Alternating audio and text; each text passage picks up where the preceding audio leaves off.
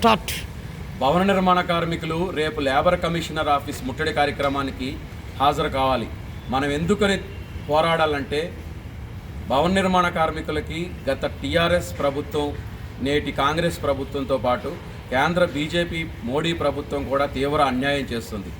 Labour card నమోదుకు విపరీతమైన దోపిడీ మీ సేవల్లో జరుగుతుంది. లేబర్ ఆఫీస్లో ప్రభుత్వం తరపున ఒక మీ సేవ నడపడానికి కూడా చేత కావట్లేదు. లేబర్ ఆఫీస్ సొమ్ము వేల కోట్ల రూపాయలు దేనికి ఖర్చు పెడుతున్నారో జవాబుదారీతనం లేదు, పారదర్శకత లేదు, అకౌంటబిలిటీ లేదు. ఉమ్మడి ఆంధ్ర పాలకులు 450 కోట్లు తీసుకోపోతే ఇప్పటివరకు తీసుకురాకపోగా ఎల్ఎన్టీ మెట్రో రైలు కట్టినటువంటి సంస్థలు 100 కోట్ల రూపాయల సెస్సులు కట్టకుండా ఎగవేస్తే అడిగే నాదుడు లేకపోగా ఇప్పుడు సెస్ చట్టానికే తూట్లు పొడిచే విధంగా కేంద్ర బీజేపీ ప్రభుత్వం 4 లేబర్ కోడ్లు ఏప్రిల్ 1 నుంచి అమలు చేయబోతోంది. ఈ లేబర్ కోడ్లు అమలైతే ఇక సెస్ వసూలు చేసే చట్టం కూడా రద్దు కాబోతుంది. అందులో ఈ సెస్సే గనక వసూలు కాకపోతే ఇక కొత్తగా లేబర్కు, భవన కార్మికులకు అమలు చేసే పథకాల కోసం నిధులు సమకూర్చే అవకాశమే ఉండదు.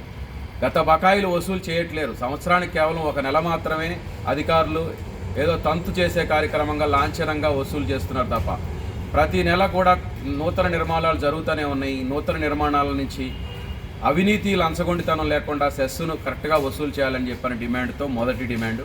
లేబర్ కార్యాలయంలోనే ప్రభుత్వం తరపున మీ సేవ నడిపి మీ సేవల ఛార్జీల దోపిడీని అరికట్టాలని రెండో డిమాండు.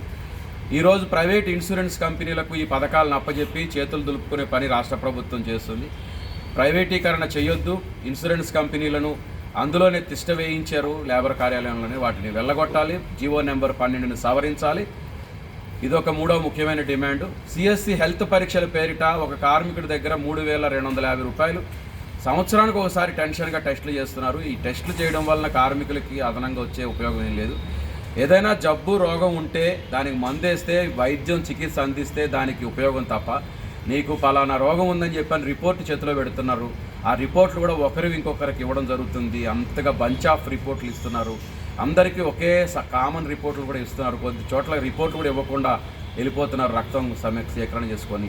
ఈ సిఎస్సి హెల్త్ పరీక్షలు ప్రైవేటు సంస్థ, పెద్ద బోగస్ సంస్థ.